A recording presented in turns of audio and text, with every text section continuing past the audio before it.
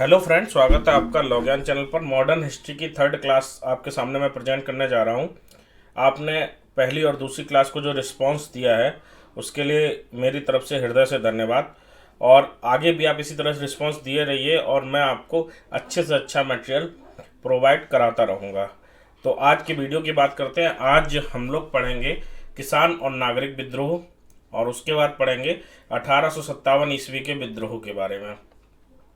ये दोनों क्वेश्चन ऐसे हैं जिससे एक एक आपको क्वेश्चन बिल्कुल आराम से मिल जाएगा एग्जाम में। मतलब 2 जीएस के क्वेश्चन आपको इससे कंप्लीट हो जाएंगे। ठीक है, ये पूरी तरीके से हम लोग पढ़ेंगे और समय बचेगा तो आगे के टॉपिक भी कवर करेंगे। एक सूचना ये है कि कुछ लोगों को कन्फ्यूजन है, कुछ क्लास के बारे में कन्फ्यूज हैं। कुछ लोग कहते हैं कि सर पेड कोर्स दे दीजिए। पेड कोर्स लॉगयान के चलते थे, लेकिन इस समय हम कोई भी पेड कोर्स नहीं चला रहे हैं, बल्कि पूरा पेड का मटेरियल विद क्लास आपको फ्री में प्रोवाइड करा रहे हैं। तो पेड कोर्स के चक्कर में मत रहिए, ना ही मुझसे पेड कोर्स के लिए संपर्क कीजिएगा। बाकी आपके जो क्वेश्चन और हैं उनके लिए संडे को हम लोग एक लाइव क्लास करेंगे, जिसमें लाइव बात करेंगे, क्लास नहीं करेंगे। उसमें आपकी जितने भी कन्फ्यूजन है किसी सब्जेक्ट को लेके या कुछ भी तैयारी को लेके, वो सभी हम लोग उस लाइव क्लास में डिस्कस करेंगे संडे को। ठीक है, और अभी हिस्ट्री की क्लास चल रही है। मंडे से आपकी history plus geography 2 classes GS की हो जाएंगी। बट ज्योग्राफी हम लोग कवर करना शुरू करेंगे। और लॉ का पुलिस एक्ट भी आपको मंडे से या संडे या मंडे 2 में से एक दिन से पुलिस एक्ट आपको मिलने लगेगा और लॉ भी कंटिन्यू क्लास चलेगी। थोड़ा सा समय की कमी के कारण क्लासेस नहीं कंप्लीट हो पा रही हैं, लेकिन हम लोग करेंगे और पूरा सिलेबस करेंगे एग्जाम से पहले, और आपको रिवीजन का भी वक्त मिलेगा।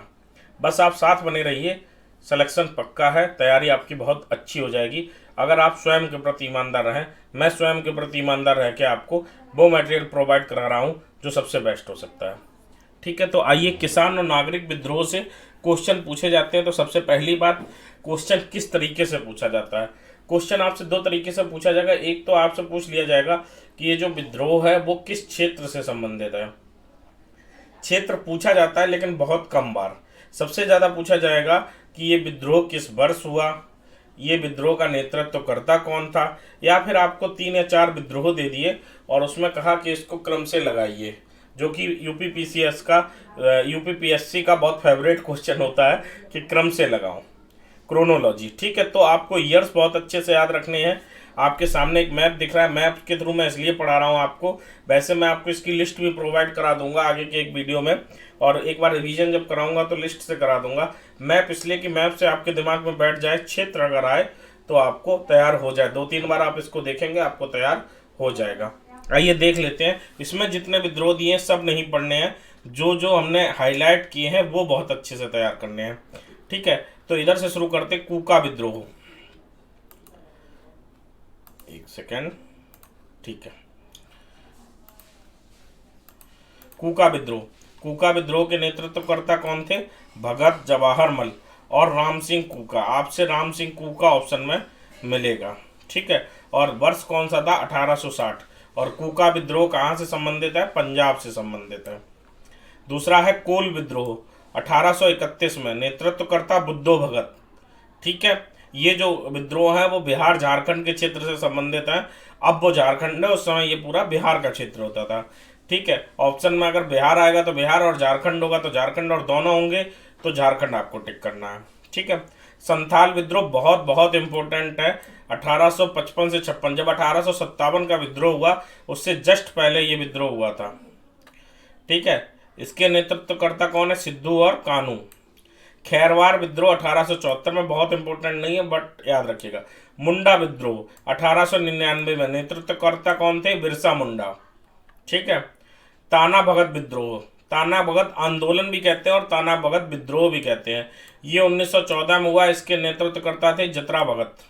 और जुआंग विद्रोह, ये जुआंग नाम से भी आएगा और युआन नाम से भी आएगा। वैसे जुआंग नाम से पीसीएस ने, यूपीपीसीएस जुआंग नाम से पूछ चुका है इसको। 1867-68 में ये विद्रोह हुआ था और नेतृत्वकर्ता थे रन नायक।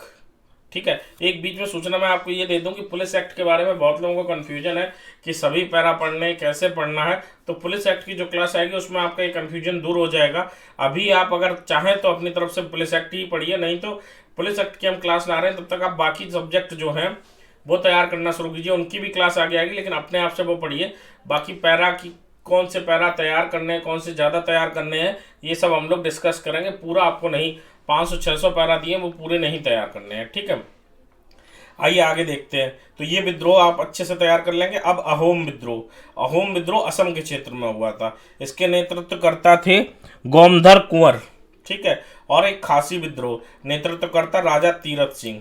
खासी विद्रोह बहुत पूछा जाता है, ठीक है। एक खासी विद्रोह हो गया, ये पूछे तो सभी जाते हैं, और एक संथाल विद्रोह हो गया, और एक मुंडा विद्रोह हो गया। ये 3 बहुत ज़्यादा पूछे जाते हैं, ठीक है।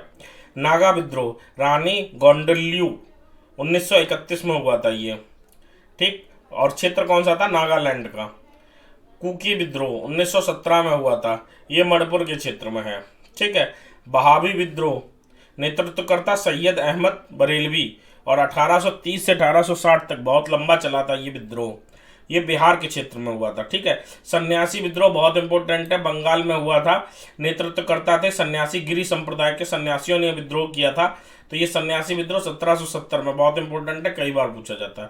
फकीर विद्रोह, नेतृत्वकर्ता थे मजनू शाह चिराग, 1776 में हुआ था। पागलपंथी विद्रोह 1813 में हुआ था, नेता थे करम शाह और टीपू मीर।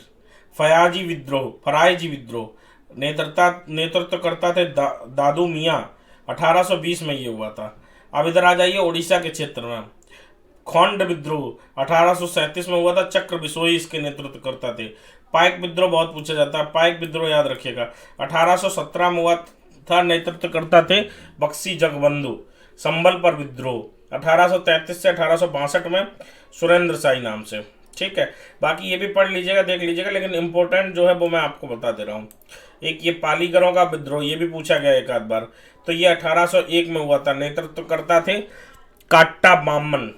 रामोसी विद्रोह बहुत पूछा जाता है, नेतृत्वकर्ता थे चित्तर सिंह वासुदेव बलवंत फड़के। एक बार ये पूछा जा चुका है, रामोसी विद्रोह के नेतृत्वकर्ता कौन थे, तो ये वासुदेव बलवंत फड़के उसमें ऑप्शन था, तो ये आप सही करेंगे, ठीक है।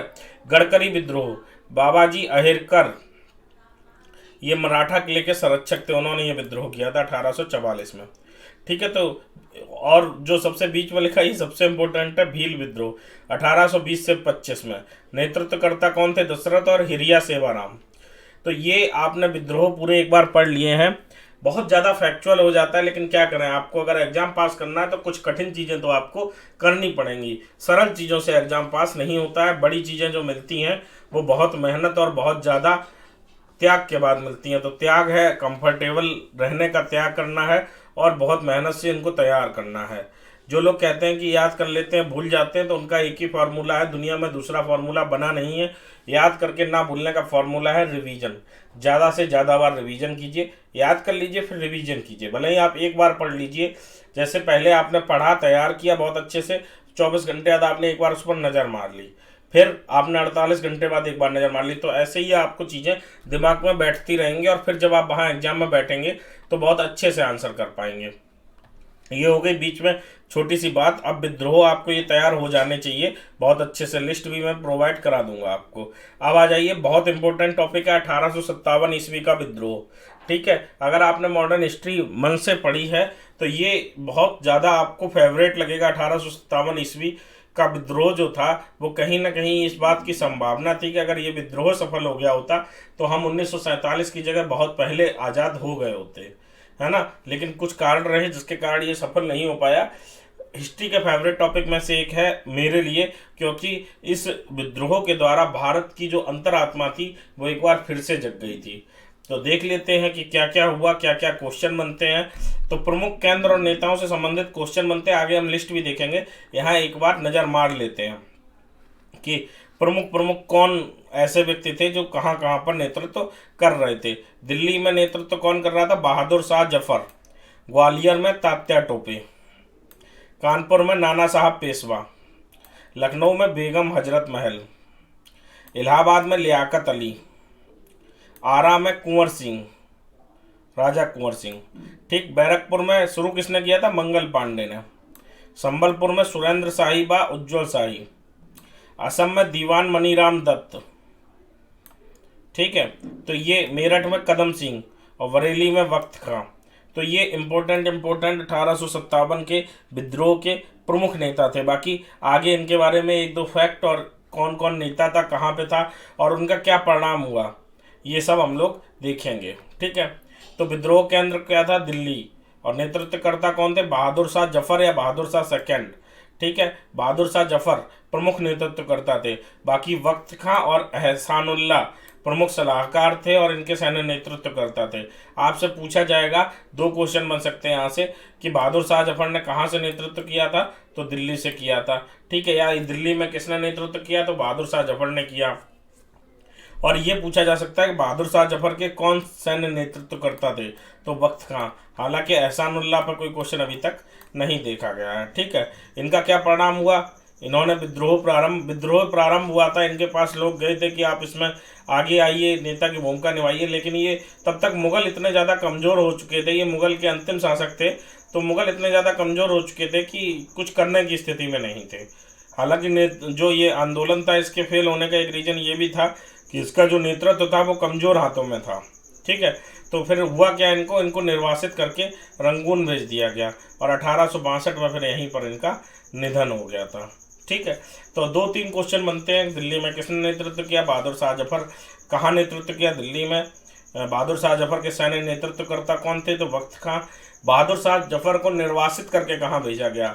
तो रंगून में। और बहादुर शाह जफर की मृत्यु कब हुई? 1862 में। बहादुर शाह जफर कह लीजिए या बहादुर शाह सेकंड, ये आपको याद रखना है। अब आ जाइए लखनऊ में।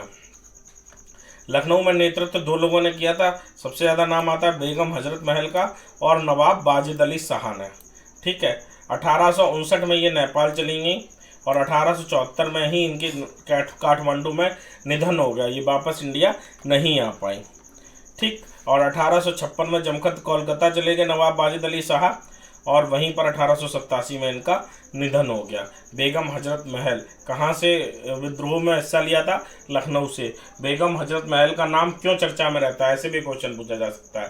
तो उसमें ऑप्शन होगा कि 1857 में विद्रोह किया था या 1857 के विद्रोह में लखनऊ की नेतृत्व करता थी।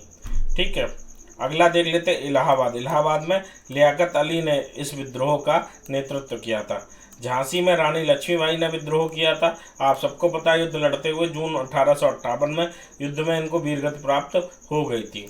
ठीक है, तात्या टोपे ने इनका साथ दिया था और तात्या टोपे को अलग से ग्वालियर में माना जाता है कि ग्वालियर में नेतृत्व इन्होंने किया था। हालांकि ये रानी लक्ष्मीबाई के ही सहयोगी थे।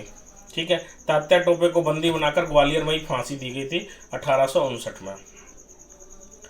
ऐसे क्वेश्चन पूछा जा सकता है, निम्न में से किसे फांसी 1857 के विद्रोह के परिणाम स्वरूप फांसी दी गई? और उसमें चार नाम दे दिए कि बहादुर शाह जफर, बेगम हजरत महल, लियाकत अली और तात्या टोपे। तो आप उसमें तात्या टोपे टिक करेंगे। इस तरीके से क्वेश्चन देखिए, आप जब कोई पॉइंट तैयार करें तो क्वेश्चन जरूर सोच लीजिए साथ में। तो एक तो अच्छाई ये होगी कि आपको आंसर याद रहेगा, क्वेश्चन याद रहेगा तो आंसर उसका आपको याद होगा। दूसरा ये कि वो पॉइंट जो है वो आपके दिमाग में पूरी तरह से बैठ जाएगा। बरेली या रोहेलखंड इलाके में किसने नेतृत्व किया? खान बहादुर खान ने। और फांसी की सजा दी गई थी इनको इस विद्रोह के परिणाम स्वरूप। देखिए, आपको एक चीज़ और 1857 के विद्रोह में देखने को मिलती है कि उस समय हिंदू मुस्लिम वाली लड़ाई नहीं थी। ये तो अंग्रेजों ने बाद में दे दी, जो आज तक मुद्दा बनी हुई है। ठीक है, बिठूर कानपुर में नाना साहब पेशवा ने किया था। ये नाना साहब पेशवा वही पेशवा थे जो महाराष्ट्र से निर्वाचित करके यहाँ भेजे गए थे। निर्वासित करके, नॉट निर्वाचित, निर्वासित करके भेजे गए थे। ठीक है, अजीजन बेगम ये नेतृत्वकर्ता के साथ थी। बाकी तात्या टोपे, ये वही तात्या टोपे रानी लक्ष्मीबाई वाले। ठीक है, अजीमुल्ला खां, बहुत लोग थे। आपसे केवल बिठूर कानपुर में नाम पूछा जाएगा तो नाना साहब पेशवा का। 1859 में ये नेपाल चले गए और वहीं इनका निधन हो गया। अंग्रेजों द्वारा गोली मारकर इनकी हत्या कर दी गई। ठीक है, तो ये थे 1857 के प्रमुख विद्रोहकर्ता। अभी एक दो और हैं, वो देख लेते हैं। जगदीशपुर, दानापुर, जगदीशपुर बिहार में पड़ता है और यहाँ का नेतृत्व किसने किया था? कुंवर सिंह ने। ठीक है, कुंवर सिंह का 26 अप्रैल 1858 को निधन हो गया। आरा में किसने किया था नेतृत्व? तो बंदे अली ने। 1858 में इनको फांसी दी गई। और पटना में किसने किया था? पीर अली ने। हालांकि इतना पूछते नहीं अंदर जाके, फिर भी एक बार देख लीजिएगा। जगदीशपुर तो आ चुका है एग्जाम में। ठीक है। फैजाबाद भी आ चुका है। फैजाबाद शाहजहाँपुर में मौलवी अहमदुल्ला ने नेतृत्व किया था। अंग्रेजों द्वारा इन पर 50,000 रुपये का इनाम रखा गया और पूर्वियों के राजा की सूचना पर 1858 में एक हमले में ये मारे गए। फतेहपुर में नेतृत्व किसने किया था? अजीमुल्ला ने। ठीक है, बाकी आगे आप एक बार पढ़ लीजिएगा, बहुत ज़्यादा पूछा नहीं जाता है। बैरकपुर में मंगल पांडे ने किया था। ठीक है, ये पूछा जाता है। 8 अप्रैल 1857 ईस्वी को बैरकपुर में लाट बागान में इनको फांसी दी गई। फिर असम में किसने किया था? दीवान मनीराम दत्त ने। असम में किसने किया था? दीवान मनीराम दत्त ने। बाकी ये बहुत ज़्यादा पूछा नहीं जाता है, जहाँ जहाँ पूछा जाता मैंने आपको बता दिया है। ठीक है, तो इसको आप बहुत अच्छे से पढ़ लीजिएगा। आगे आ जाइए। अब इसमें दमनकर्ता के नाम देख लेते हैं। विद्रोह तो हम लोग देख चुके हैं। ठीक है, दमनकर्ता के नाम और देख लेते हैं, क्योंकि ये भी पूछा जाता है। तो दिल्ली में जानते हैं बहादुर शाह ने वक्त खान ने किया था, अभी हमने आपको बताया था। विद्रोह तिथि आपसे नहीं पूछी जाएगी, क्योंकि विद्रोह तिथि पूछा जाना बहुत ज़्यादा कॉम्प्लिकेटेड हो जाएगा, तो इसको याद करने की बहुत ज़्यादा ज़रूरत आपको नहीं है। आप दमनकर्ता का नाम, दिल्ली में कौन था? निकलसन और हडसन। लखनऊ में कौन था? बेगम हजरत महल थी, तो उनके विरुद्ध थे कॉलिन कैंपबेल। झांसी की रानी जनरल यूरोज। ठीक है, जनरल यूरोज, ये याद रखिएगा, क्योंकि ये झांसी की रानी वाला बहुत बार पूछा गया। ठीक, कानपुर में वही थे जो लखनऊ में थे, कॉलिन कैंपबेल। ठीक, इलाहाबाद और फैजाबाद दोनों पास पास हैं, इसलिए कर्नल और कर्नल नील दोनों में। ठीक है, जगदीशपुर में कौन थे? विलियम टेलर और विसेंट ऑयर। बरेली में कौन थे? बरेली में भी विसेंट ऑयर। और फतेहपुर में जनरल रेयार्ड। तो ये हो गए आपके दमनकर्ता। आपसे क्वेश्चन इस तरीके से पूछा जाएगा कि दिल्ली में अंग्रेजों की तरफ से बहादुर शाह जफर के विद्रोह को किसने दबाया? तो निकलसन और हडसन, ऐसे करके आपको आंसर देना है। या कानपुर में 1857 के विद्रोह को नियंत्रण करने की जिम्मेदारी किस पर थी? तो कॉलिन कैंपबेल। तो ये याद कर लीजिएगा, इतने ही याद करने हैं, और सही मामले में इतने के ही नेतृत्वकर्ता आपको याद करने हैं जो हमने आपको ऊपर पढ़ा दिए थे। ठीक है, अब आ जाइए 1857 पर आधारित प्रमुख पुस्तकें कौन सी हैं? तो प्रमुख पुस्तकें और उनके जो लेखक हैं वो बहुत ज़्यादा पूछे जाते हैं, इसलिए तो सबसे ज़्यादा पूछा जाता है first war of independence. VD. Savarkar, Vinayak Damodar Savarkar ने फर्स्ट वॉर ऑफ इंडिपेंडेंस लिखी थी। ठीक है, 1857 एस एन सेन ने लिखी है 1857। The great rebellion Ashok Mehta की लिखी हुई पुस्तक है, द ग्रेट रिवेलियन। ये सब एक बार आ चुके हैं एग्जाम में, इसलिए आप ऐसा मत समझिएगा कि केवल लिखी हुई हैं, आपको याद करने बहुत अच्छे से। सिपाही mutiny and the revolve of 1857, R.C. Majumdar. देखिए, हम आपको जहाँ पर ज़्यादा भीड़ होती है, जहाँ पर ज़्यादा मैटर होता है, वहाँ बता देते हैं कि क्या और कैसे तैयार करना है। जैसे यहाँ पे बहुत ज़्यादा नाम थे, तो हमने आपको बता दिया कि कौन से छोड़ने हैं, कौन से पढ़ने हैं। और यही कोचिंग का यही फ़ायदा भी है कि आपको एकदम लिमिटेड मटेरियल पढ़ने के लिए दिया जाए।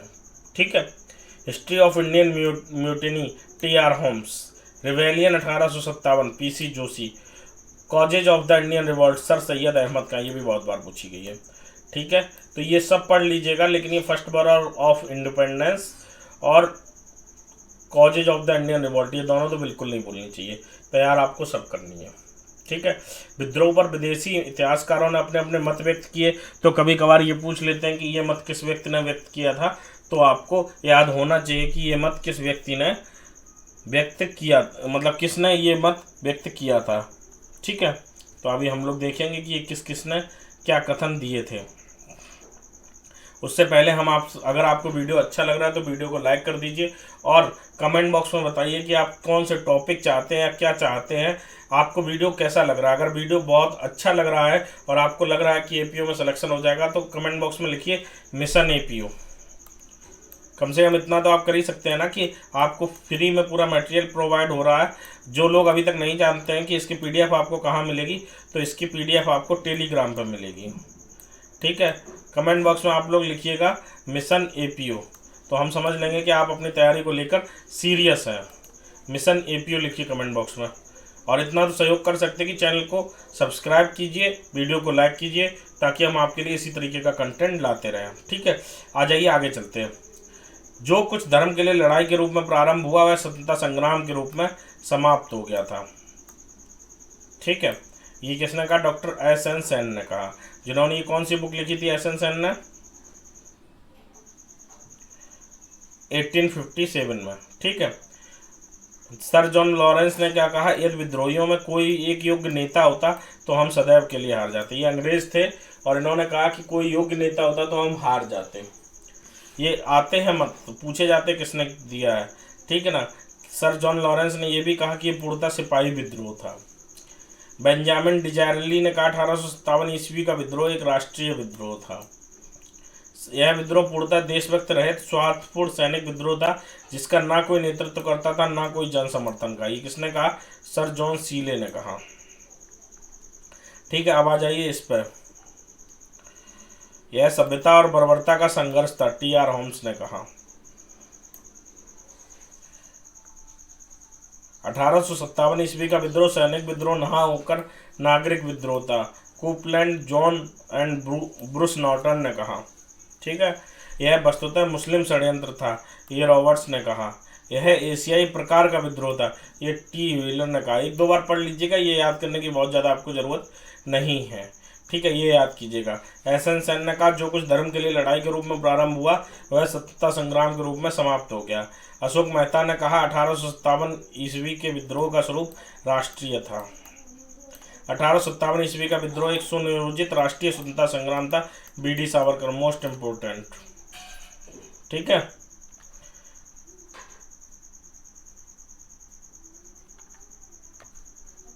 ये सब एक बार देख लीजिएगा, कोई बहुत ज़्यादा इम्पोर्टेंट नहीं है, जो बहुत ज़्यादा इम्पोर्टेंट थे हमने आपको बता दिए। ठीक है।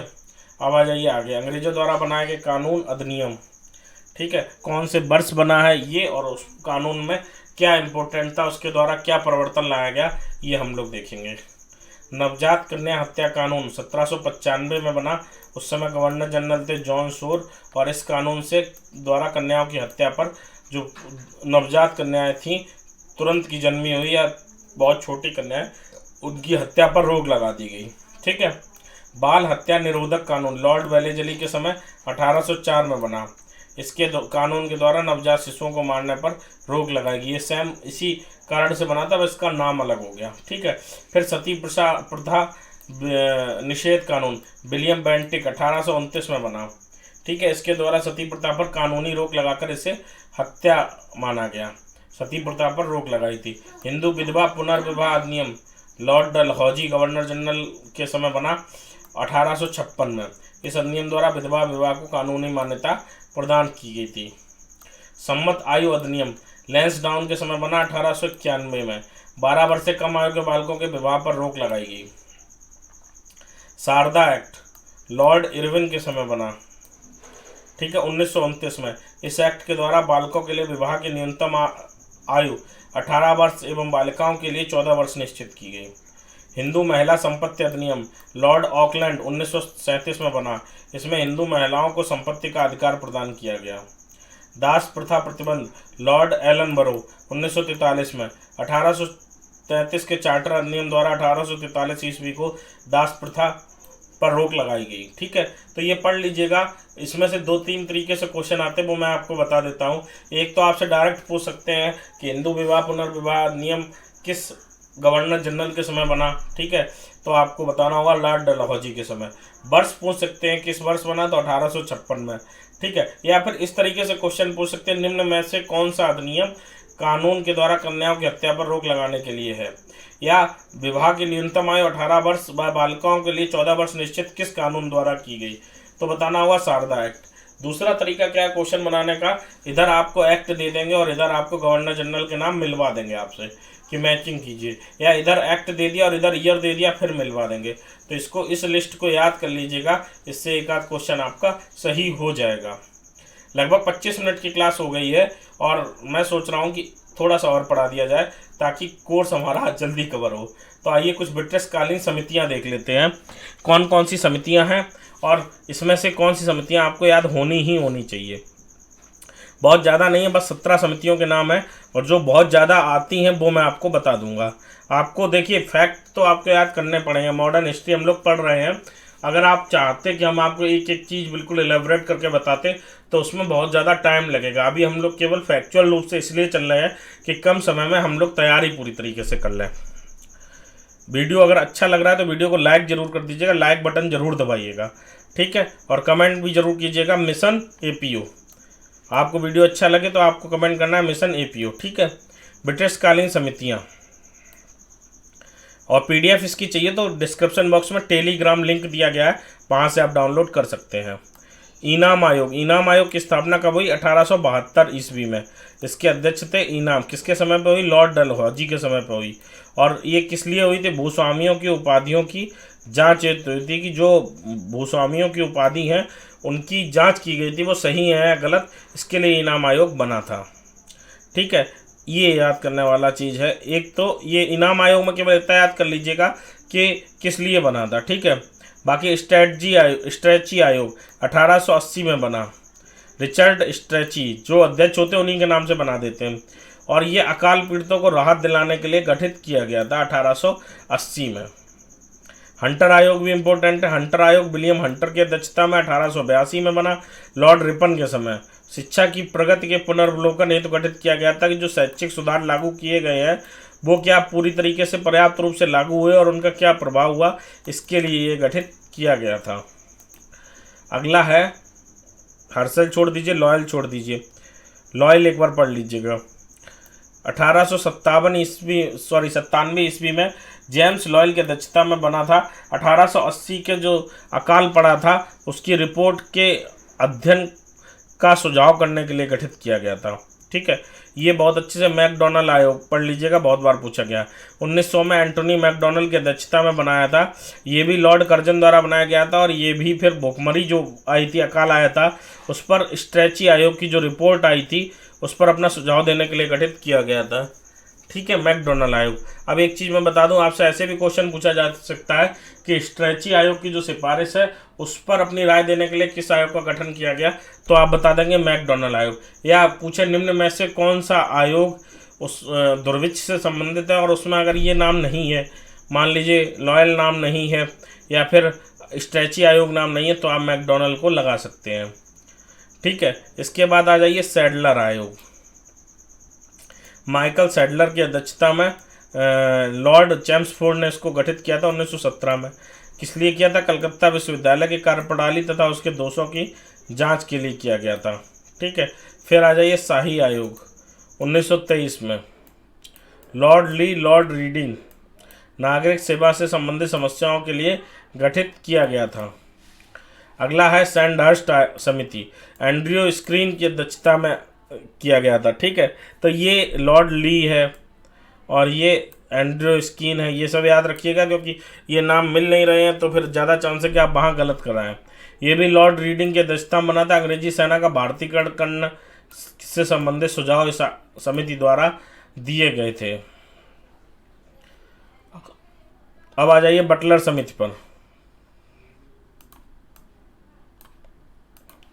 बटलर समिति हरकोर्ट बटलर की अध्यक्षता में 1927 में बनी थी। लॉर्ड इवन ब्रिटिश परम सत्ता और देसी राज्यों के अच्छे संबंध स्थापित करने के उद्देश्य से।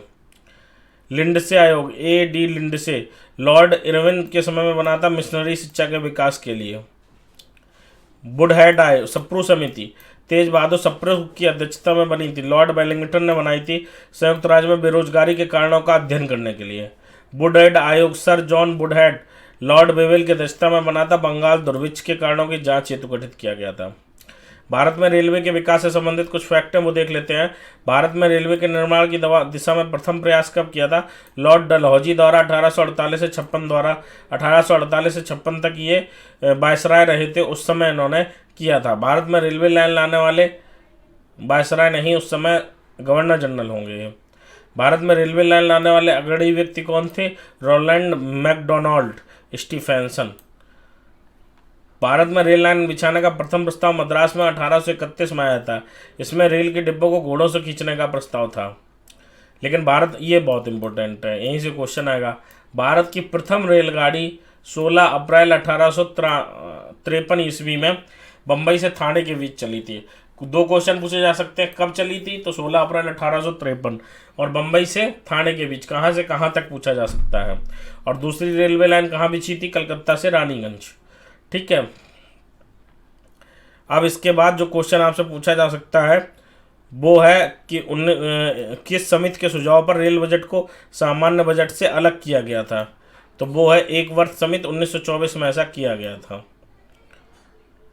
2016-17 के बजट से रेल बजट फिर से सामान्य बजट के साथ आने लगा। तो ये हो गए इम्पोर्टेंट फैक्ट रेलवे के विकास के बारे में। अब कुछ बैंकों की स्थापना देख लेते हैं, क्योंकि इनसे पूछा जाता है, ये बहुत पुरानी बैंक है और इनसे डायरेक्ट क्वेश्चन बनता है कि इन बैंकों की स्थापना कब हुई, या बैंकों की स्थापना के क्रम के अनुसार व्यवस्थित कीजिए। तो पंजाब नेशनल बैंक की स्थापना कब हुई, 1895 में।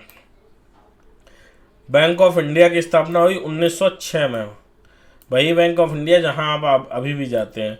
इंडियन बैंक की स्थापना हुई 1907 में, और सेंट्रल बैंक 1911 में। दी बैंक ऑफ मैसूर 1913 में। ठीक है, तो इनका क्रम याद रखिएगा। कम से कम पंजाब नेशनल बैंक 94, 1906 में bank of India, Indian bank 1907 में, सेंट्रल बैंक 1911 में। वर्ष याद कर लीजिएगा तो क्रम जरूरत ही नहीं रहेगी। अब देख लेते हैं कारखाना अधिनियम। कौन कौन से कारखाना अधिनियम किस वर्ष बने और किस वायसराय या गवर्नर जनरल के नेतृत्व में बने हैं, वो एक नज़र डाल लेते हैं। तो नाम हर जगह कारखाना अधिनियम होगा। सबसे पहले 1881 में लॉर्ड रिपन की अध्यक्षता में बना था। ये आपको मिलाने के लिए आ सकते हैं कि कारखाना अधिनियम 1911 और 1934 लिख दिया, 1944 लिख दिया, और ये कहा गया कि आप इसमें मैचिंग कीजिए कि कौन से गवर्नर जनरल के समय बने थे। कारखाना अधिनियम 1891 लॉर्ड्स लैंसडाउन के समय में बना था। कारखाना अधिनियम 1911 लॉर्ड हार्डिंग सेकंड के समय में बना था। कारखाना अधिनियम 1922 लॉर्ड रीडिंग के समय में बना था। कारखाना अधिनियम 1934 लॉर्ड लिविंगस्टन के समय में बना था। और कारखाना अधिनियम 1944 लॉर्ड वेवेल के समय में बना था। ठीक है, धार्मिक सामाजिक आंदोलन के केंद्र के बारे में थोड़ा सा पढ़ लेते हैं कि कौन कौन से आंदोलन कहाँ पर हुए। आंदोलन हमने पहले भी इसी वीडियो में पढ़े थे। अब कुछ धार्मिक सामाजिक आंदोलन के बारे में देख लेते हैं। तो सिंह सभा आंदोलन, नामधारी आंदोलन और अकाली आंदोलन, ये पंजाब से संबंधित है, अमृतसर से संबंधित है। अलीगढ़ से देवबंद स्कूल और अहमदिया आंदोलन संबंधित है। पटना में बहावी आंदोलन जो बहावी आंदोलन है वो पटना से संबंधित है। रामकृष्ण मिशन आप जानते हैं बेलूर से संबंधित है। ब्रह्म समाज और यंग बंगाल आंदोलन बंगाल से संबंधित है। आर्य समाज राजकोट से संबंधित है। प्रार्थना समाज और सत्य शोधक समाज महाराष्ट्र से संबंधित है। सार्वजनिक सभा राजमंदिर एसोसिएशन और दक्खन शिक्षा समाज पुणे से संबंधित है। थियोसोफिकल सोसाइटी और वेद समाज मद्रास से संबंधित है। तो ये जो धार्मिक सामाजिक आंदोलन है ये आपने देख लिया। एक बार मैं सामाजिक आंदोलन और जो सामाजिक आंदोलन करने वाले हैं उनकी अलग से भी आपके लिए वीडियो प्रोवाइड करा दूंगा, क्योंकि उससे भी क्वेश्चन बन जाते हैं। अब कुछ संस्थान है जिनका वर्ष पूछा जा सकता है या आपसे क्रम लगाने के लिए कहा जा सकता है, वो देख लीजिएगा। आत्मीय सभा 1814 से 1815 में। वेदांत सोसाइटी कब स्थापित हुई, 1816 में। हिंदू कॉलेज कब स्थापित हुआ, 1817 में। प्रीसेप्ट्स ऑफ जीसस 1870 में। कलकत्ता यूनिटेरियन 1821 में। वेदांत कॉलेज की स्थापना 1825 में। और ब्रह्म समाज 1828 में, जो राजा राममोहन राय ने स्थापित किया था। ठीक है, तो आइए ये लिस्ट भी देख लेते हैं, तो ये चैप्टर भी ख़त्म हो जाएगा। ठीक है, हिंदू धार्मिक सामाजिक आंदोलन। आत्मीय सभा के संस्थापक कौन थे, राजा राममोहन राय। ब्रह्म समाज के संस्थापक कौन थे, राजा राममोहन राय। और धर्म सभा के संस्थापक कौन थे, राधाकांत देव। अगर आपने हमारा पुराना वीडियो अच्छे से देखा तो आप बताइए कि राजा राममोहन राय को जो राजा की उपाधि थी वो किसने दी थी, वो हमने उस वीडियो में बताया। अगर आपने अच्छे से तैयार किया तो आप कमेंट बॉक्स में बताइए कि राजा राममोहन राय को राजा की उपाधि किसने दी थी। तो आत्मीय सभा की स्थापना 1815 में हुई, ब्रह्म समाज की 1828 में हुई और धर्म सभा की 1829 में हुई। तीनों का स्थापना स्थल कौन सा था, कलकत्ता। आत्मीय सभा की स्थापना हिंदू धर्म की बुराइयों पर आक्रमण व एकेश्वरवाद का प्रचार प्रसार करने के लिए हुई थी। मतलब हिंदू धर्म में जो बुराइयां थी उनको खत्म करने के लिए व एकेश्वरवाद के प्रसार के लिए आत्मीय सभा की स्थापना हुई। ब्रह्म समाज का उद्देश्य एकेश्वरवाद का प्रसार करना था, इसलिए ब्रह्म समाज की स्थापना की गई। और धर्म सभा राधाकांत देव कलकत्ता में इसलिए स्थापित हुआ, इसकी स्थापना ब्रह्म समाज के विरोध में हुई थी। ठीक है, तो ब्रह्म समाज राजा राम मोहन राय ने स्थापित किया और धर्म समाज राधाकांत देव ने स्थापित किया। हिंदू धर्म को बुराइयों को दूर करने के लिए आत्मीय सभा की स्थापना हुई और राधाकांत देव ने धर्म सभा की स्थापना की ब्रह्म समाज के विरोध में। तत्वबोधिनी सभा की स्थापना देवेंद्रनाथ टैगोर ने की 1839 में कलकत्ता में। इसका उद्देश्य राजा राम मोहन राय के विचारों का प्रचार करना था। तत्वबोधिनी सभा, इसका उद्देश्य क्या था? राजा राम मोहन राय के जो विचार थे उनका प्रसार करना था। मानव धर्म सभा दुर्गा राम मनसाराम, इसके बाद आप पढ़ लीजिएगा भारतीय ब्रह्म समाज। और राधा स्वामी सत्संग, राधा स्वामी सत्संग की स्थापना किसने की? तुलसी राम ने 1861 में। कहा कि आगरा में। इसका क्या उद्देश्य था? इसका था एकेश्वरवादी सिद्धांतों का प्रचार प्रसार करना। फिर भारतीय ब्रह्म समाज केशव चंद्र सेन ने कलकत्ता में स्थापित किया 1866 में। ये मूल ब्रह्म समाज में अलग होकर केशव चंद्र सेन ने नई संस्था स्थापित की थी, जिसका उद्देश्य भी सामाजिक सुधार करना था। इस विभाजन के बाद मूल समाज को आदि ब्रह्म समाज कहा जाता था। मतलब ब्रह्म समाज जो था राजा राम मोहन राय के बाद वो दो भागों में बट गया। केशव चंद्र सेन ने भारतीय ब्रह्म समाज की स्थापना की और जो पुराना वाला ब्रह्म समाज था वो आदि ब्रह्म समाज कहा जाने लगा। ठीक है, तो आपसे एक क्वेश्चन ये भी बन सकता है कि ब्रह्म समाज कितने भागों में बट गया? तो दो भागों में बट गया। क्वेश्चन ये भी पूछा जा सकता है कि निम्न में से कौन से ब्रह्म समाज के ही अंग थे? और उसमें 4 ऑप्शन दे दिए, उसमें से 2 ऑप्शन दिए भारतीय ब्रह्म समाज और आदि ब्रह्म समाज। तो आपको वो वाला टिक करना होगा। प्रार्थना सभा भी इम्पोर्टेंट है। प्रार्थना सभा आत्माराम पांडुरंग द्वारा स्थापित की गई थी 1867 में मुंबई में। ठीक है, इसका उद्देश्य क्या था प्रार्थना समाज का? इसका था हिंदू धर्म के विचारों तथा प्रचलित मान्यताओं में सुधार करना। अगला है आर्य समाज, स्वामी दयानंद सरस्वती ने स्थापित किया था 1875 में मुंबई में। इसका उद्देश्य हिंदू धर्म में सुधार और हिंदुओं का धर्म परिवर्तन रोकना है। तो ये हो गया। अब इसके आगे देख लेते हैं बाल विवाह के बारे में। क्या क्या किया बाल विवाह के विरुद्ध? सर्वप्रथम राजा राम मोहन राय ने क्या किया था? प्रयास किया था। केशव चंद्र सेन व बहराम जी के प्रयासों से 1872 ईस्वी में देसी बाल विवाह अधिनियम पारित किया गया। इस अधिनियम में 14 वर्ष की आयु की बालिकाओं व 18 वर्ष से कम आयु के बालकों के विवाह का प्रतिबंध किया गया। बंगाली के प्रयासों के फलस्वरूप 1891 में ब्रिटिश सरकार ने एज ऑफ कंसेंट एक्ट पारित किया, जिसके अनुसार 12 वर्ष से कम आयु की कन्याओं के विवाह पर प्रतिबंध लगाया गया। तो बाल विवाह के यहाँ से आपको बस इतना याद रखना। बाकी तो हम आपको कौन कौन से एक्ट किस लिए प्रसिद्ध हुए हैं ये हम आपको पिछले वीडियो में बता चुके हैं। यहाँ बस आपको इतना याद रखना है कि बाल विवाह के क्षेत्र में सबसे ज़्यादा प्रयास किसने किया या प्रयास करने वाले समाज सुधारक कौन थे? राजा राम मोहन राय। सती प्रथा का उल्लेख जो है वो एरड़ अभिलेख में मिलता है। ठीक है, तो सबसे पहला क्वेश्चन ये हो गया कि सती प्रथा का उल्लेख किस अभिलेख में मिलता है?